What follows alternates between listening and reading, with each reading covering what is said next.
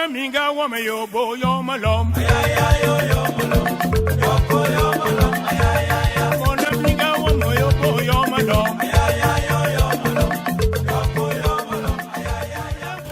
les amis, coucou, c'est Joy Yuko.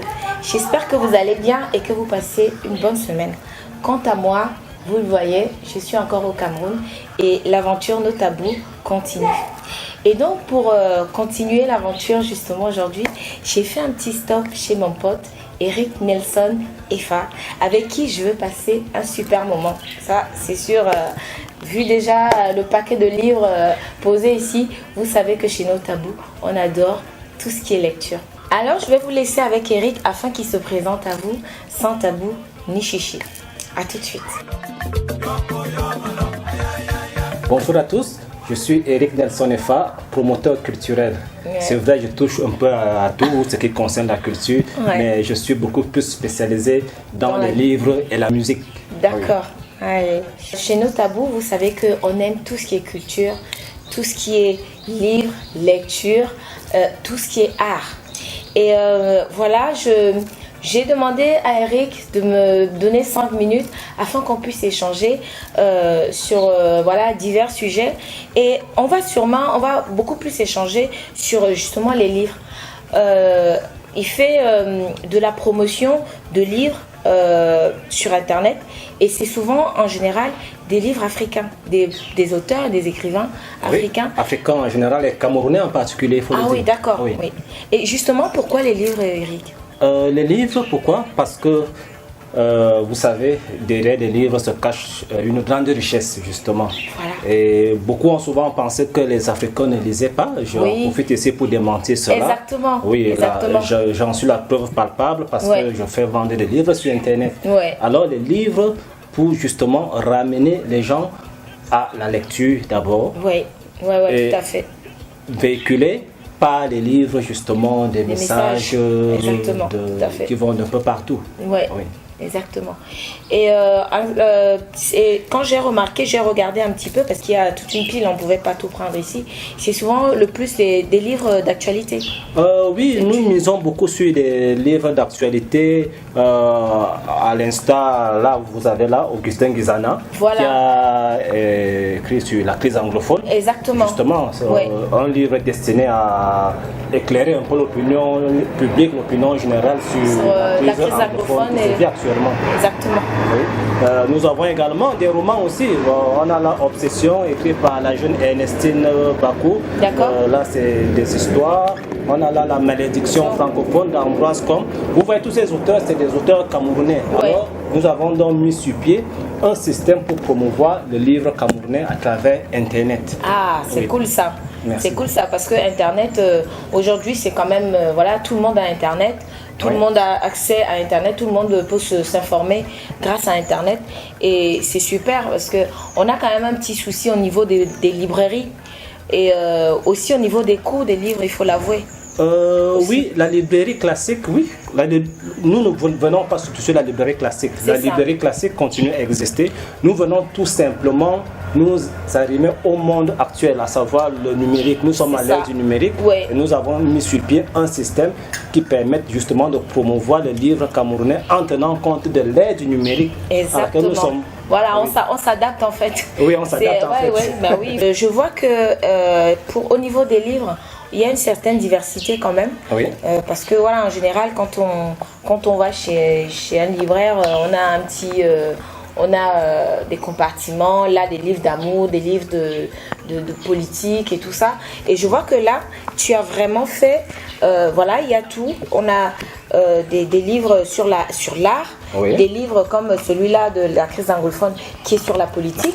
Celui de la malédiction francophone qui est sur la politique aussi, celui de Thomas Sankara aussi. Obsession, par contre, c'est un roman. C'est un roman, c'est ça. Thomas Sankara, c'est la politique. Et oui, il y a un petit peu de tout, il y a de la diversité.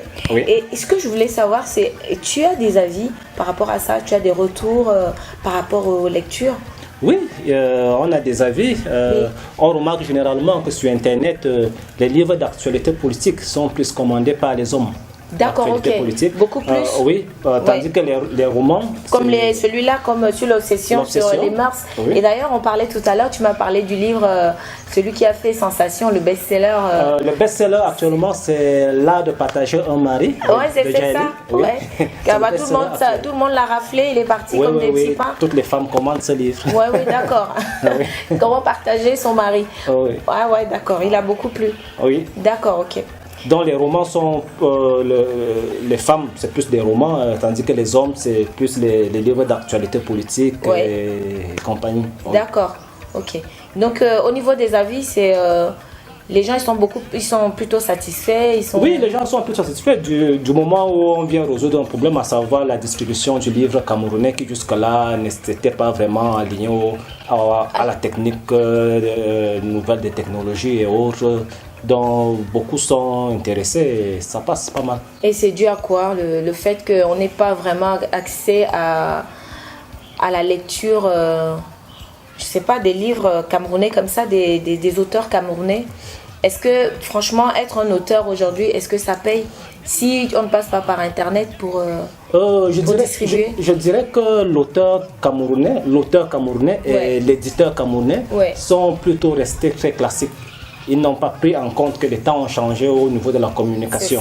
C'est c'est justement ce que nous essayons de résoudre comme problème à travers notre site internet qui valorise l'auteur et l'éditeur camerounais, il faut le dire. D'accord, oui. ok. Il y avait un petit point qui me chagrinait, c'est celui justement du fait qu'on croit à l'extérieur que l'Africain, il ne lit pas. Ouais. Et donc, moi je suis contente de voir que il y a des gens qui font la promotion de livres et en plus qui le font de façon numérique parce que les jeunes, ils sont beaucoup plus sur Internet et tout ça. Et je voulais aussi savoir, toi, quel conseil tu donnerais à un jeune par rapport à la lecture, vu que tu es en plein dedans. Et voilà, parce que chez nos tabous, on sait que c'est bien, ça développe, ça ouvre l'esprit et tout. Et par rapport à toi, mais qu'est-ce que tu donnerais comme conseil à un jeune? Parce que les jeunes, c'est souvent plus, on lit à l'école, on lit des livres d'école, on lit les maths, l'anglais, le français. Mais les livres, qu'est-ce que ça apporte en plus? Qu'est-ce que tu dirais aux jeunes par rapport à ça? J'inviterais tous les jeunes vraiment à se donner à la lecture parce que derrière la lecture se cache vraiment beaucoup de secrets. Ah ouais. Oui, le développement personnel passe en grande partie par les livres. Oui. Je vous prendrai mon cas personnel. Moi, à la base, je suis de formation juriste. Oui. Mais aujourd'hui, à travers les livres, j'ai maintenant un développement personnel qui m'a permis d'être très actif dans le marketing, dans le e-commerce, dans les stratégies de je ne sais pas quoi. C'est pour vous dire en fait que derrière le livre se cachent vraiment des secrets. Tout ça à travers les livres. Tout ça à travers les livres. Oui, c'est super ça. Le travail que je mène aujourd'hui, on l'attendrait peut-être d'un éditeur ou bien de quelqu'un formé en littérature ou bien en lettres modernes, mais ce n'est pas le cas. Par contre, à travers les livres, vous pouvez vous développer autrement. Ah oui, c'est cool ça. Vous avez compris on ne le dirait jamais, c'est que de lire, ça développe énormément. Et que les livres, comme on disait, d'école, ce qu'on nous a appris, ce qui est dans les livres qu'on doit répéter, c'est juste des formules qu'on doit répéter justement, qui vont nous servir peut-être plus tard dans le monde du travail. Mais si on veut vraiment se développer, s'ouvrir à autre chose, parfois même se comprendre, parfois développer aussi, comme tu as développé d'autres compétences, il ne faut pas hésiter à aller dans les livres. C'est super. Les livres cachent beaucoup de secrets. Les livres cachent beaucoup de secrets. C'est cool. Et de le faire en plus de façon numérique, avec du numérique, c'est encore beaucoup plus cool. Allez. Je sais que tu as une autre passion, c'est celle de la sauvegarde du patrimoine. Et tu sais que chez nos tabous, on adore les valeurs, tout ce qui est valeur. Ça nous tient particulièrement à cœur. Est-ce que tu pourrais nous en parler un petit peu? Oui, j'ai fait mettre sur le Cameroun un projet. Ah oui, d'accord. Un projet pour la sauvegarde du patrimoine musical camerounais par la production de CD et de DVD.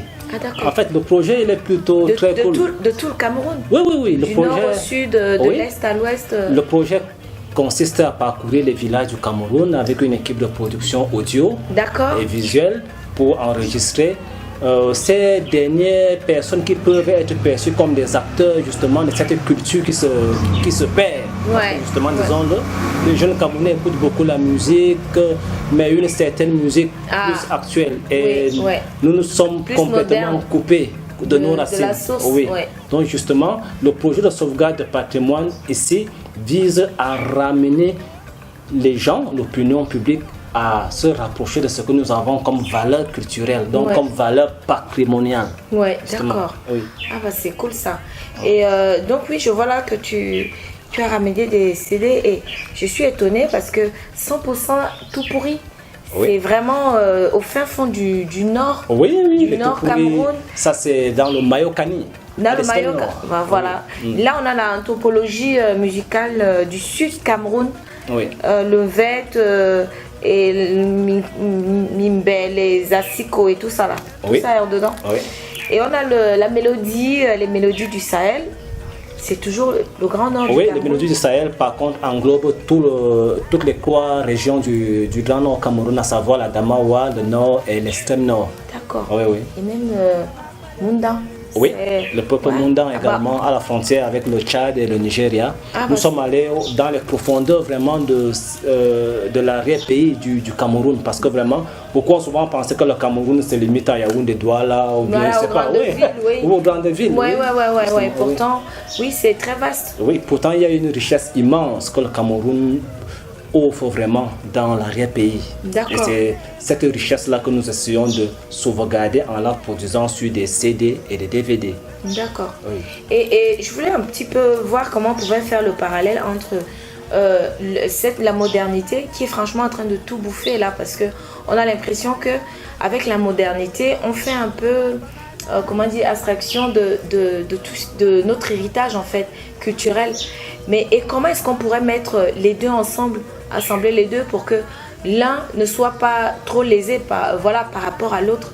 Parce que la modernité, on peut pas nier qu'elle est là. Oui, la modernité, on ne peut pas nier qu'elle est là, mais je pense personnellement que la meilleure présence dans un monde moderne consisterait à amener sa culture, sa propre culture. D'accord, ok. L'originalité part de sa propre culture. Si nous maîtrisons nos cultures vraiment rousses de racines, je pense que notre présence dans le monde moderne serait plus originale. Oui, d'accord. Ok. Que d'essayer de copier les autres, adaptons plutôt ce que nous avons au monde moderne, à la modernité. Monde moderne. Oui, tout à fait. Oui. Tout à fait. Et je vois le Nigeria qui le fait très bien. Nos voisins les Nigérians, ils ont réadapté leur musique traditionnelle. Même les Ivoiriens aussi. Oui, les Ivoiriens, les Congolais. Les Ivoiriens, les Congolais. Les Rwandais.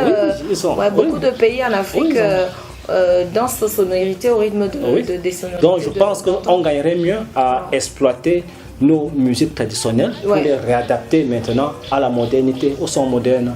Et nous serons plus que jamais vraiment original dans ce nouveau monde-là. Et même avoir beaucoup plus de visibilité. Parce que de mettre de côté nos sonorités pour aller exploiter celles des autres, celles d'ailleurs, ne nous emmène pas forcément sur la scène nationale, internationale. De façon, comme tu as dit, authentique et originale, quoi. C'est un peu dommage parce que le Cameroun est riche en sonorité et super riche par rapport à ça. Oui, parce que la plupart du temps, on entend souvent dire le Cameroun a plus de 240 tribus. Exactement. Mais personne ne s'est jamais posé la question. Qu'est-ce que c'est plus de 240 offres en matière de culture? 240 tribus, c'est plus de 240 cultures qui sont offertes. Exactement. Et pratiquement 240 sonorités. Je crois, parce que chacun a sa façon d'amener la musique. 240, c'est encore être modeste, parce que je vous prends un peuple simple comme vous avez là l'anthologie Mundan. Le peuple Mundan ne joue pas qu'un seul rythme. Vous voyez, un peuple comme le peuple Mundan joue une multitude de rythmes encore. Donc ça veut dire que dans chaque peuple du Cameroun existe encore une multitude de sous-rythmes. Donc du coup, je ne sais pas quel autre pays pourrait vraiment être aussi riche que le Cameroun si on considère tout cela. Donc voilà, les jeunes qui veulent faire de la musique, qui veulent percer, qui veulent évoluer dans la musique, je crois qu'ils n'ont pas besoin de chercher loin. Il faut juste retourner un petit peu aux sources, prendre un petit peu de ce qu'on a. Oui. Et puis voilà, si on veut faire du modernisme, parce que voilà, le monde est vaste maintenant, on est connecté, on est un petit peu dispersé. Prendre déjà une base, une source, et puis en faire quelque chose, un petit mélange qui va faire quelque chose de savoureux, de délicieux et surtout d'authentique. Oui. Tu te prends vraiment la tête par rapport à ça, par rapport au patrimoine. Oui, c'est une passion en fait. Ouais, c'est une passion. Et ce qui me trotte un peu dans la tête, c'est quand je vois ça, je me dis, mais je me demande si il y a des personnes qui s'intéressent vraiment à ça. Est-ce qu'il y a des personnes qui s'intéressent au patrimoine camerounais musicalement? Oui. Des gens qui s'intéressent, je dirais, oui, beaucoup de gens s'intéressent à ça, puisque lorsque nous avons été récemment au FENAC, on avait un stand où on exposait ce patrimoine aux gens. Beaucoup de gens étaient surpris de voir que la musique camerounaise existait sur des supports CD et DVD. Donc, il se pose d'abord un problème de disponibilité de cette culture, de ces musiques sur des supports. La plupart des œuvres que nous avons produites, c'est des inédits. Vous voyez là, Anthologie musicale Mundan, là c'est le premier CD où on retrouve les musiques traditionnelles Mundan sur un support numérique.